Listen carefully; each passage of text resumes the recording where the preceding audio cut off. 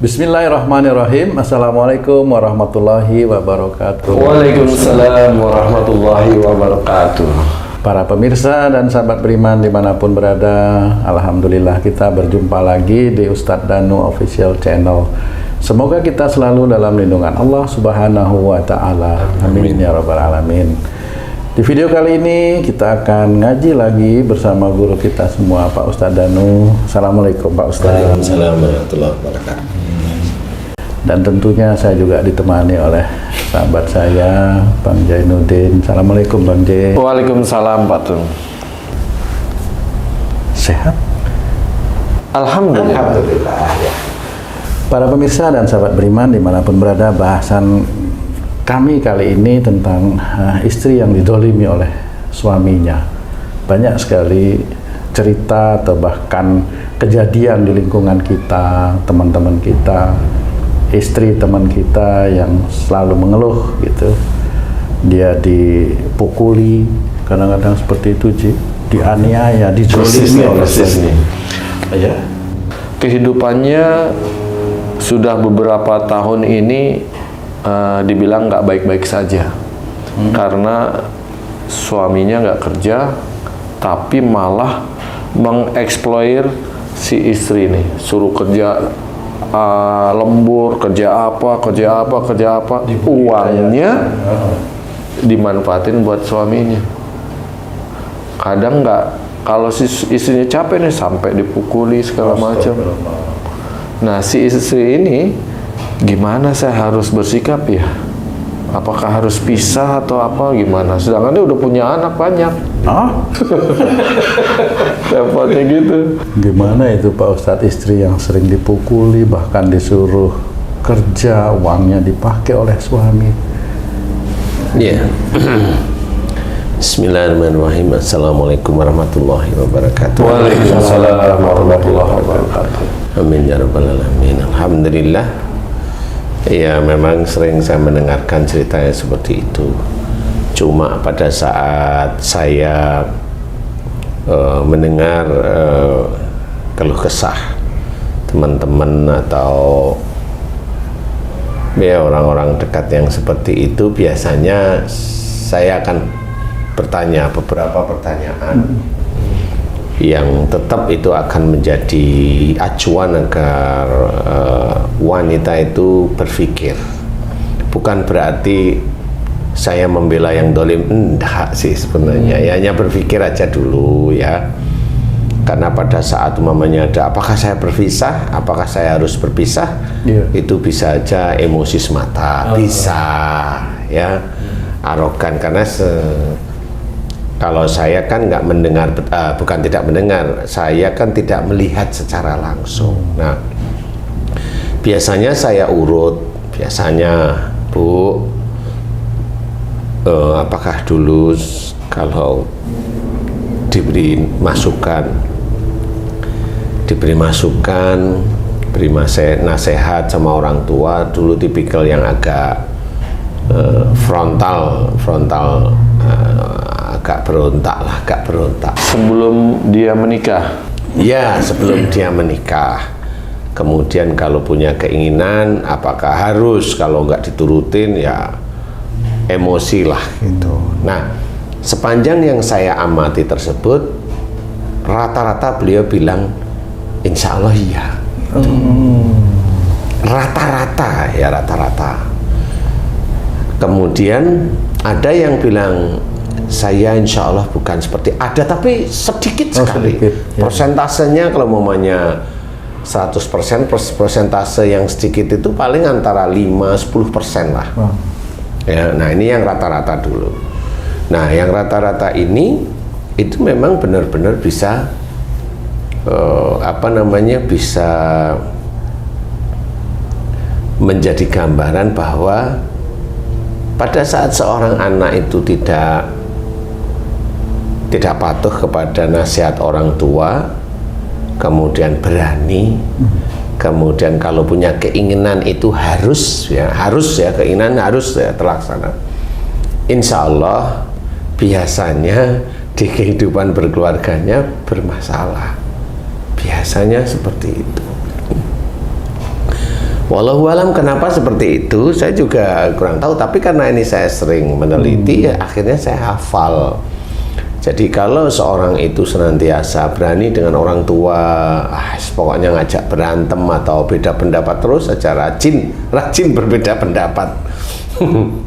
Jadi besok pada saat ada yang memang tidak dapat jodoh dari itu, kalau sulit dapat jodoh, sulit. Kalau mendapatkan jodoh biasanya pasangannya seperti yang dia lakukan dulu dengan orang tua, berani. Nah kalau momennya dia cewek kan akhirnya dia ketakutan diberaniin sama suaminya, kan gitu ya. Akhirnya begitulah yang terjadi. Karena apa? Sebenarnya apa yang terjadi pada para ibu-ibu itu sebenarnya adalah petunjuk dari Allah Ta'ala, bahwasanya saat ini beliau lagi mendapatkan ujian, suaminya lagi brutal ceritanya. Nah itu agar untuk mengingat bahwa dulu beliau ini termasuk yang agak sulit menerima masukan, nasihat, bahkan agak berontak, bahkan berani dengan orang tua seperti itu. Itu untuk mengingat aja sebenarnya. Jadi cara Allah untuk mengembalikan hamba-hambanya ada di dalam syariat yang benar itu ya begitu. Insya Allah pasti akan diuji dengan seperti itu.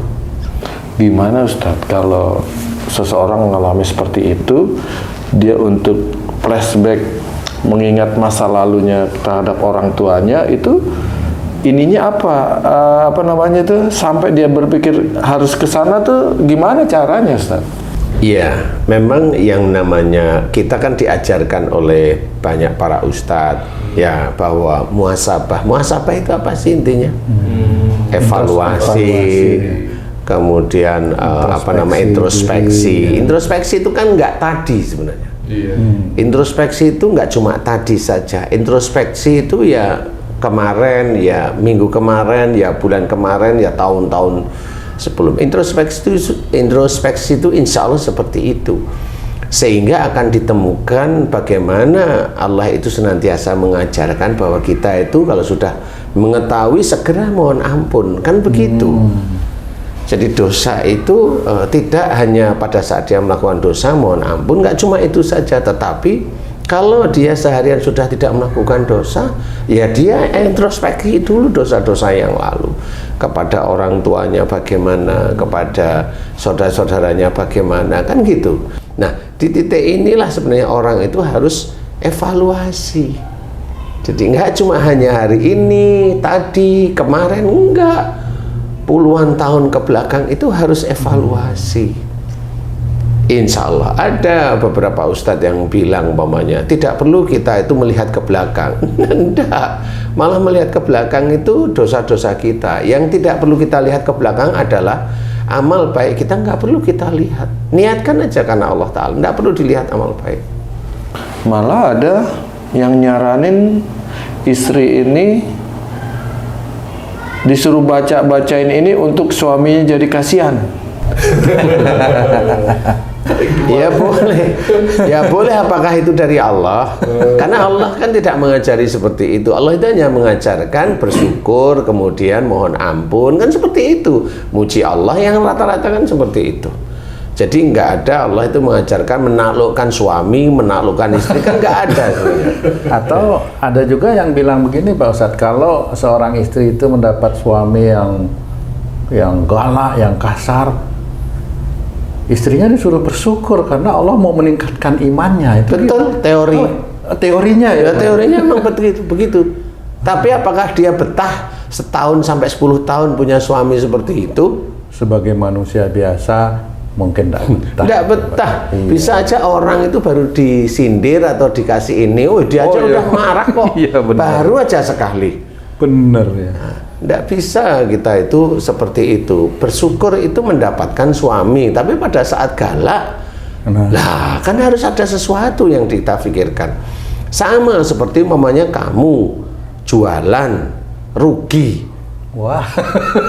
Kan gitu. Bisa sekali stres. 2 kali rugi. Kalau sekali rugi ya kamu bersyukur, nggak ada masalah. Tapi apakah kamu tidak berpikir kenapa saya rugi, kan seperti itu?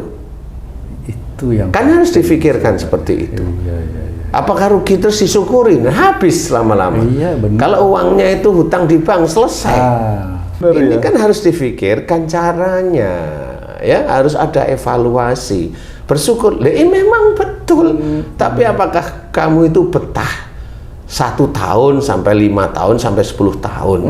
Kan harus dicari solusinya. Nah, Seseorang itu dikasih marah oleh Allah Ta'ala itu fitrah sebenarnya. Benar fitrah.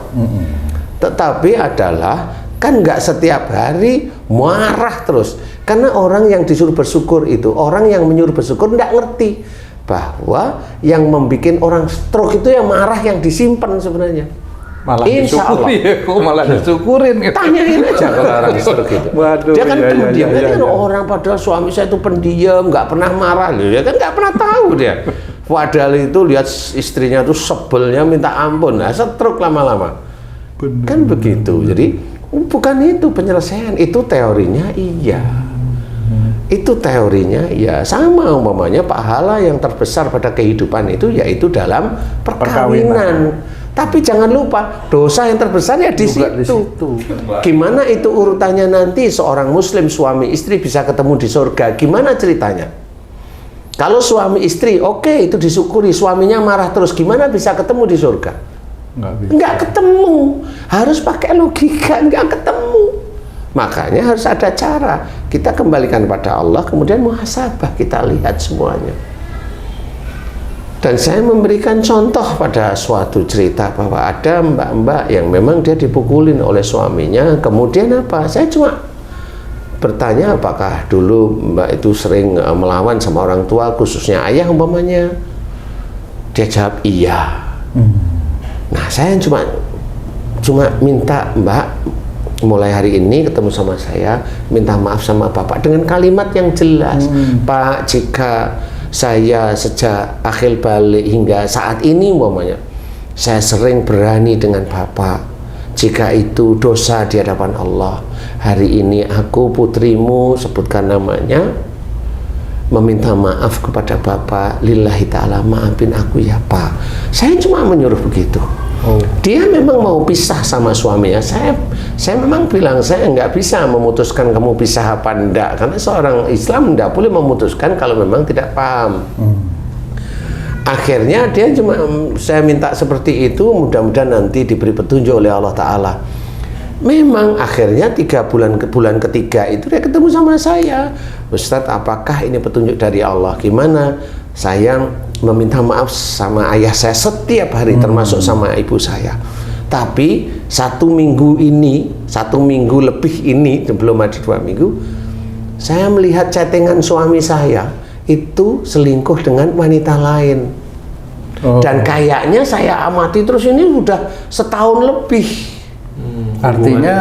Artinya di samping seorang wanita itu mendapat ganjaran dari perbuatannya dia kepada orang tua, dia mohon ampun juga diperlihatkan kesalahan suaminya, seperti itu. Iya. Jadi banyak masalah yang muncul dari nah, situ. disitulah sebenarnya petunjuknya dari si mbak-mbak tadi. Nah, petunjuknya, nah sekarang kalau sudah tahu begitu gimana? Saya cuma tanya, suami mbak itu kalau ngasih masukan mau nggak? Nggak mau, marah, banting piring lah, banting ini. Nah, sudah, berarti suaminya sulit dinasehati. Kalau nasehati susah, petunjuknya mbak itu dari Allah Ta'ala, yaitu mendapatkan chat WA dari perempuan yang kayak begitu mengerikan, kan begitu ya.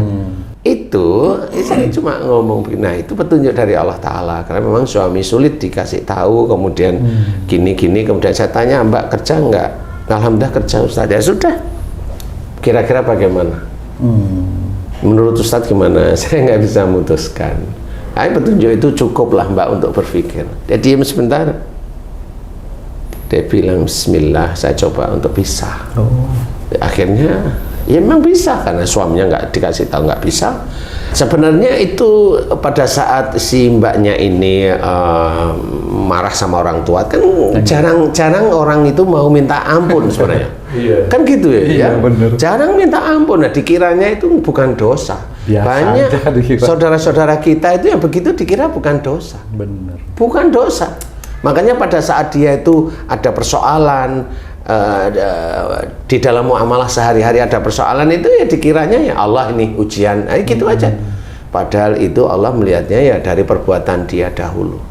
Makanya sudah dijelaskan wa ma sabakum min musibatin fa bima kasabat saydikum, itu jelas. Apa saja musibah yang kau terima itu disebabkan dari buah tanganmu sendiri. Jadi Allah tidak akan berbuat zalim kepada hamba-hambanya itu dipegang harusnya. Jadi kalau orang Islam yang paham tentang ayat-ayat Quran itu dia akan ngerti dia, loh Allah nggak pernah zalim, oh berarti kalau aku itu nggak enak begini berarti dari saya, kan harusnya seperti itu. Tapi nggak, banyak kan saudara-saudara kita itu merasa nggak pernah punya dosa. Jadi kalau ada suatu masalah itu ya, oh ini Allah aja nguji, kan gitu. Kalau dia korupsi ujiannya masuk KPK menurut dia, kan gitu. Nah di titik inilah pada saat saya bilang seperti itu dengan mbak-mbak tadi, dia ya saya nggak mutuskan tapi dia langsung paham. Selesai itu kemudian 6 bulan lagi ketemu sama saya, dia bawa suaminya, saya amati suaminya, alhamdulillah kelihatannya suaminya baik. Nah itu dijawab oleh Allah Ta'ala setelah dia meminta maaf dengan ayahnya terus menerus, dengan ibunya terus menerus. Allah menjawab walaupun dia dapat pasangan yang baik, itu salah satu cara, kan begitu. Walaupun sebenarnya perpisahan itu tidak disukai oleh Allah Ta'ala, dibenci, tapi diizinkan oleh Allah Ta'ala. Makanya kita nggak boleh memisah. Boleh, oh kamu harus cerai nih dengan suamimu, nggak boleh. Oh kamu harus cerai dengan istrimu, ya nggak boleh seperti itu.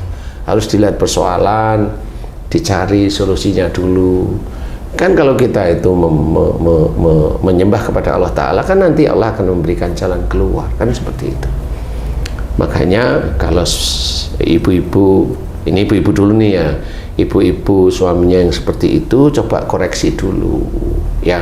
Ini yang pertama tadi udah ketemu. Nah yang kedua adalah ibu-ibu nih, dia nggak pernah melawan sama orang tuanya. Maksudnya nggak pernah melawan itu jarang sekali berani dengan orang tua. Tapi kok dapat suami ya kacau balau gitu. Nah biasanya dia sejak dulu berdoa, ya Allah jadikan saya orang yang sabar. Nah dapatnya seperti itu. Tetap diuji juga. Tetap diuji. Biar doanya diterima. Maksudnya, kalau Sabar, udah diuji sabar. berarti doanya diterima. Kan diuji dulu. Diuji dulu. Nah kalau momennya dia itu nyimpen marah, nah berarti dia nggak sabar. Jadi doanya diganti. Gantilah doanya dengan, ya Allah mudahkan segala urusan duniaku dan akhiratku, itu sebenarnya. Jadi mohon dimudahkan. Jangan minta sabar. Minta sabar itu harus ada ujian, kan seperti itu. Kalau udah terlanjur doa minta sabar, apakah untuk menggantinya itu termasuk sumpah Ustaz? Apa diganti dengan mohon ampun Ustaz? Sebenarnya itu kesabaran itu kan begini Ji. Ini saya tanya nih ya sama Haji nih. Haji itu berdoa mohon sabar itu tahu nggak ujiannya apa? Iya nggak tahu. Kan nggak tahu. Kan gitu. Iya. Ujian sabar itu ujiannya nggak tahu, benar-benar nggak tahu. Lah yang tahu itu ya Allah. Ya kok mintanya itu jadikan aku hambamu yang sabar ya Allah. Kan gitu. Sabar itu berarti kan ada masalah, ada ujian, dia kemudian menyelesaikan dengan syariat Islam yang ada, kemudian dia ikhtiar, kemudian dia tawakal. Nah persoalan hasilnya dari masalah itu bagaimana kan terserah Allah. Nah kalau dia doanya minta sabar terus, berarti ujian itu satu demi satu itu tetap terus saja mengikuti kehidupan dia. Nah kalau dia doanya dilantunkan setiap hari, nah masalah itu pasti nempel kepada dia setiap hari. Nah siapa yang nempel dengan dia setiap hari? Tetangga? Bukan. Siapa? Istri atau suami sebenarnya. Nah inilah cara berpikir. Jadi jangan minta sabar, mohon dimudahkan. Kan seperti itu. Kita bukan nabi, nggak ngerti ujiannya. Kan seperti itu. Jadi doanya yang baik. Nah Bukan nyalahkan, enggak, saya nggak bilang nyalahkan. Tapi kalau udah terlanjur, ganti aja coba doanya. Mohon ampun sambil senyum-senyum. Ya Allah, nggak taunya saya nggak kuat. Ya doain, nggak taunya saya nggak kuat. Gitu Ci. Ya. Ya Allah, kayaknya saya dulu mohon agar engkau jadikan hambamu yang sabar, nggak kuat ya Allah, benar-benar nggak kuat nih. Aku mohon mudahkan sekali gitu. Nah, kan seperti itu ya. Haji ada ide barangkali dari omongan saya? Ada. Jadi insya Allah seperti itu. Jadi pasangan yang zalim itu harus kita evaluasi dulu kenapa.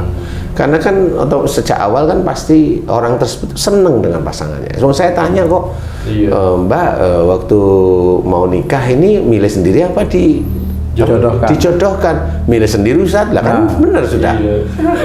Kan begitu, nggak salah. Makanya yang namanya sekufu, ini menjawab kamu tuh, sekufu itu. Kenapa dia senang dengan orang itu kan nggak tahu. Tapi itulah cara Allah. Sehingga dia tertarik dengan itu. Sebelahnya itu ada yang wajahnya biasa-biasa deh, ya tetap enak, tapi dia nggak tertarik sama itu, padahal orang itu baik. Nah, itu cara Allah Ta'ala. Sehingga dengan tertarik dengan itu kan ada nafsu, keinginan, ego dan sebagainya. Masuklah dia ke dalam ujian demi ujian nanti yang siap menanti. Makanya bagi yang muda-muda belajar hormati orang tua, kan gitu ya, hormati orang tua, berbakti pada orang tua. Kemudian ibadah jangan ditinggalkan, tambahkan sunnah-sunnahnya. Insya Allah kalau itu diniatkan semuanya karena Allah Ta'ala, insya Allah rizki-rizki itu akan disiapkan oleh Allah Ta'ala. Rizki apa saja, entah itu rizki dalam bentuk harta, entah itu rizki dalam bentuk pasangan, entah itu rizki dalam bentuk anak kalau sudah mendapatkan pasangan, kan seperti itu. Nanti kalau baik itu biasanya nanti pasangan ini insya Allah untuk jalan ke arah selingkuh itu agak susah, memang sudah diatur oleh Allah Ta'ala seperti itu. Itu cara Allah menjaga hamba-hambanya itu seperti itu. Kemudian bagi ibu-ibu, doain suaminya agar suaminya bisa menjadi imam yang soleh. Kemudian apa kekurangan kalau mamanya dari nasihat saya tadi itu bisa, oh betul dulu saya dikasih tahu sama orang tua, berani kan gitu. Nah itu kemudian minta maaflah sama orang tuanya. Kalau orang tua saya sudah meninggal, mohon ampun kepada Allah, kan gitu. Allah tidak tidur selama hati ini mohon ampunnya tulus terus menerus, insya Allah nanti suami itu akan dirubah oleh Allah Ta'ala menjadi baik. Tapi kalau istrinya nggak mau, aku maunya begini, suaminya nggak berubah-berubah biasanya.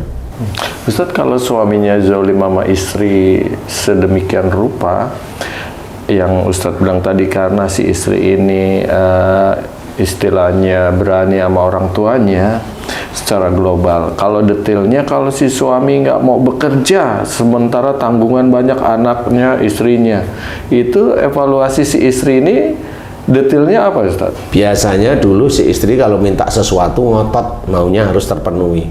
Nah, dapatnya suami ya nggak kerja dia. Nah makanya doakan suami agar menjadi orang yang soleh. Nah sebenarnya proses mendoakan suami menjadi orang soleh itu ada. Dia meminta maaf dulu kepada orang tuanya, mohon ampun, terus menerus doakan suami menjadi soleh, cukup soleh aja.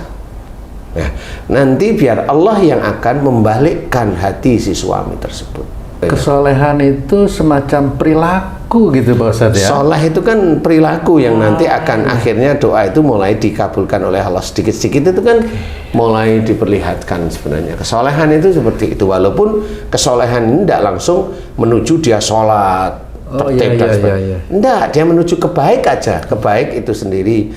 Nah, pada saat seperti tersebut, nah itulah hidayah dari Allah Ta'ala. Jadi belajar ya istiqomah, berdoa kepada Allah Ta'ala dengan baik, kemudian belajar walaupun hidup itu umpamanya lagi banyak masalah dan susah, belajar untuk diterima dengan ikhlas, lapang dada, doa kepada Allah Ta'ala, memohon diberi kemudahan-kemudahan oleh Allah. Dunia itu ujian, dan akhirat ya. Kemudahan akhirat itu maksudnya kemudian kita itu dalam beribadah pada Allah Ta'ala itu dimudahkan. Termasuk kalau kita mohon ampun itu dimudahkan diterima.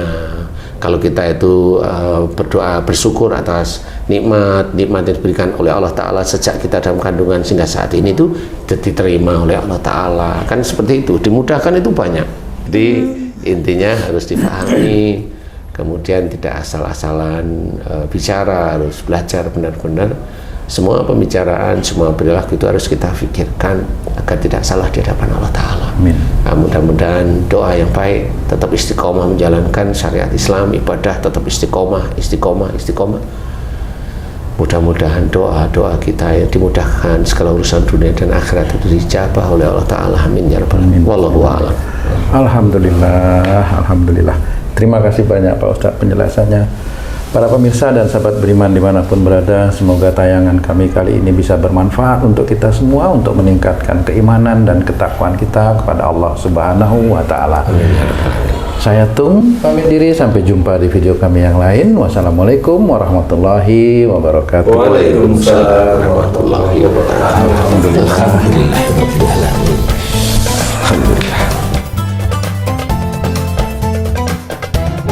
Bismillah.